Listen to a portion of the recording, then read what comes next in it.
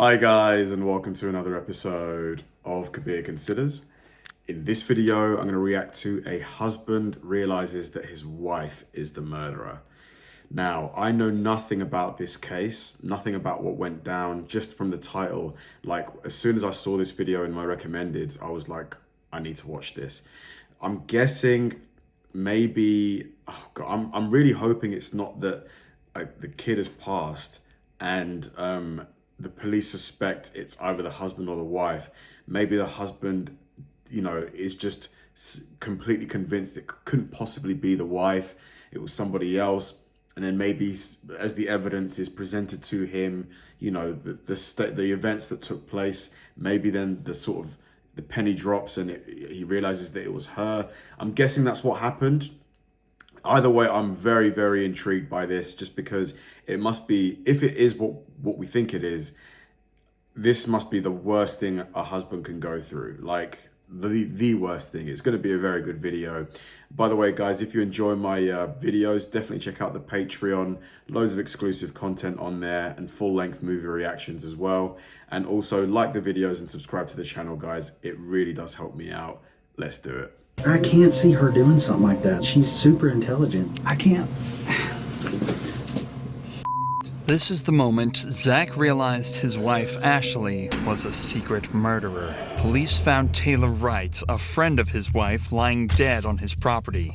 Police suspect Ashley was the murderer, but Zach refuses to believe it. Little did he know, he was about to get the shock of his life in the interrogation room. Can you tell me how you came to know Taylor? Through working PI cases. Okay. She'd come over to our house every now and then. She met my wife. They became friends. Did you guys ever have a falling out or? Never. From doing this job for so long, I would just pick up little lies from her. Stuff just didn't start seeming right. She would disappear for days. You couldn't get her on the phone. Greg and I would try to call her. You couldn't get her on the phone. Taylor had been known to go missing for days at a time, but this time was different. She hadn't been seen for over a month before she was found. Early on, cops believed her disappearance was nothing out of the ordinary. Imagine that, your partner, your husband, your wife, vanishing for a month and you can't get through to them. You panic. You'd just be panicking, like, what the hell is going on? But she'd left everything at home, and what little texts she sent to her friends were in language she wouldn't normally use. I mean, I'm sure now you've read the news and everything. Yeah. You kind of know the date that we're talking about. Have you had a chance to go back and pinpoint where you were on the 8th of September? I can't remember, but I've tried to do the very best I can so I could tell y'all the best I can. I went to the bank yesterday to pull my statement. I know I ate lunch at the seafood place at 9 Mile in Pine Forest. I ate there. And I remember eating by myself, and I remember Ash not being able to make it because she was tied up with work. Taylor was last seen on the 8th of September, so Zach attempts to recount what he was doing that day. Given that he used his debit card to purchase food in the area, it's likely that his story is true. What's interesting, though, is that he mentioned he was out on his own as his wife was busy with work. It seems that he fully Busy with work, because obviously if he was eating with his wife, that gives the wife an alibi, doesn't it? He believes this to be the truth, and while he knows his wife has been questioned about the murder, he doesn't know that she's currently the #1 suspect. Wow. The cops aren't trying to learn more about the case. They're trying to determine if Zach had a hand in the murder, or at the very least, turn him against his own wife. Oh my Do you God. know anything about this money that Taylor had given you all? No, absolutely not. She's never given me anything. I've never got anything from that. No. Okay. Ooh, did the wife use Taylor's debit card to withdraw money and give it to herself or something? Do you know anything about your finances? No, to be honest. I give her when I work a case or and I got a settlement from my attorney, I hand it straight to Ash. She takes care of everything. The money the detective is referring to here is a sum of $34,000 that Taylor had given to Ashley for safekeeping. Taylor was going through a divorce and wanted the money away from her own accounts. But instead of putting it in a safety deposit box as promised, records show Ashley put it into her own accounts. By the time Taylor wanted it back, she'd already spent all of it. Oh my God, what a scumbag. She trusted you with all her money. Coincidentally, Taylor only asked for it back on the 8th of September. If it's not already obvious by now, Zach is a very caring person who obviously trusted his wife a lot. So far, he's provided solid answers to where he was when Taylor disappeared and his involvement in the couple's finances, equating to almost none. But the detectives have to rule out any involvement whatsoever, so they decide to discuss where the body was found. The property up on BRIT Road, and that's owned by her aunt and uncle. Have you ever been out there? Yeah. When's the last time you think you were out there? The last time I went out there is when I traded my four-wheeler for a side-by-side. And that's the last time I've been. Before that, I couldn't tell you. But when was that? A couple months back. Your phone number, the 554 number, do you always keep that on you? It must be horrible being in this situation, questioned by the cops, because you don't know where they're going with this.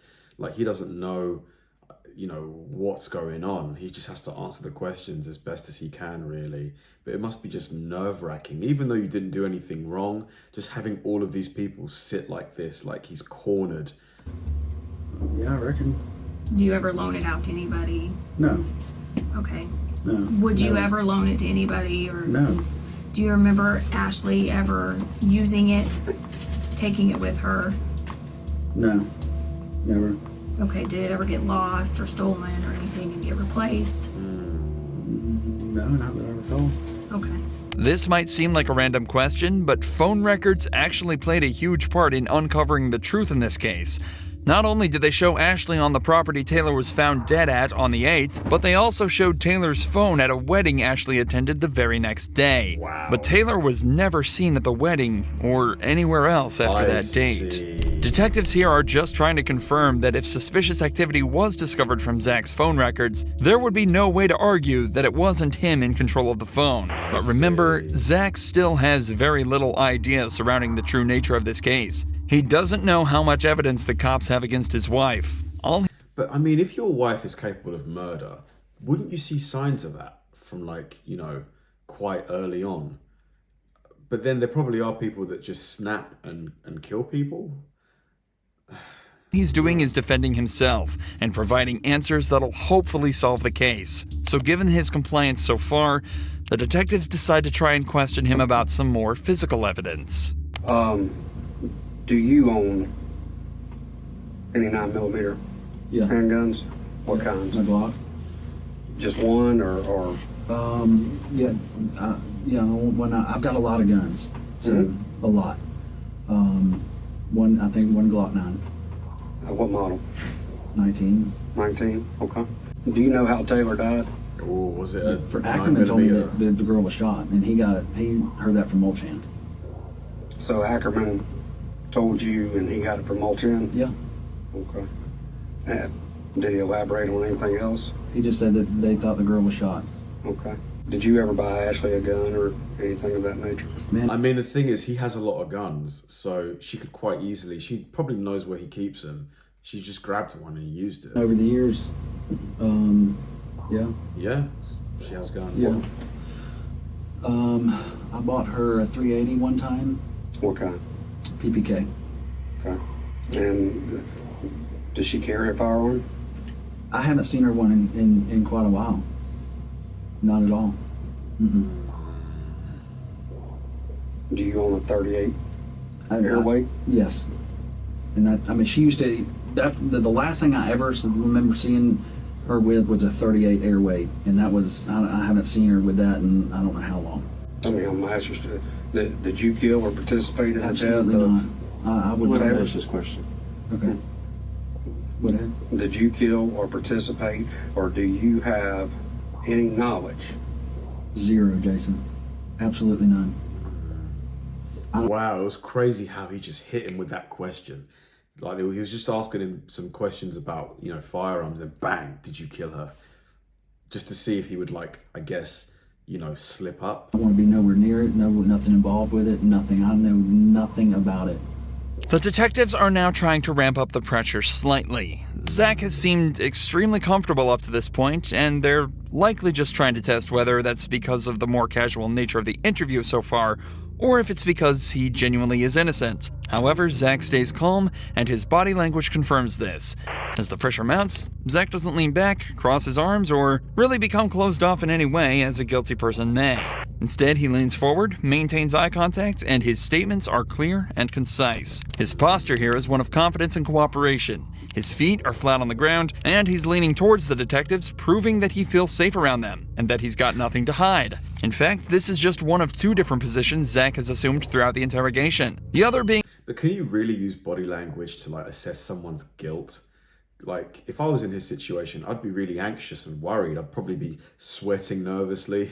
So I'd probably look guilty, but I'd be innocent. A more casual, upright position with his hands and legs open. Zach is doing everything he can to appear innocent, and yet the pressure continues to mount. What do you think happened to Taylor? I couldn't tell you, Jason. I mean, I don't know. I